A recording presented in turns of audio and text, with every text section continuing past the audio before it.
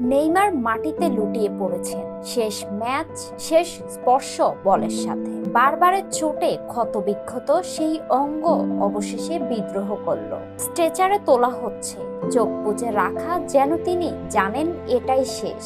ভক্তরা চোখের জল নিয়ে দেখলো সেই দৃশ্যটি। নেইমারের শুরুটা ছিল এক স্বপ্নের মতো। ব্রাজিলের ছোট শহর থেকে উঠে আসা সেই ক্ষুদে ছেলেটি কিভাবে যেন কঠিন হৃদয়ের অধিকারী হয়ে উঠল। কিন্তু তার ক্যারিয়ারে বারবার বাধা হয়ে দাঁড়ালো ইনজুরি। গোড়ালির চোট, হাঁটুর ছিঁড়ে যাওয়া লিগামেন্ট, সবকিছুই যেন ধীরে ধীরে কেড়ে নিল গতির জাদু। সংবাদ সম্মেলনে ভেজা চোখ নিয়ে নেইমার বলেন, আমি চেষ্টা করেছি প্রতিটি চোটের পর আবার দাঁড়াতে, কিন্তু এবার আর পারছি না। শেষ ম্যাচে দেশের জার্সিতে মাঠে নামা কোটি ভক্তের আশার আলো, কিন্তু ভাগ্য দেখালো নিষ্ঠুরতম আচরণ। এই এক আঘাত তাকে বলে দিল, এবার বিদায় বলো।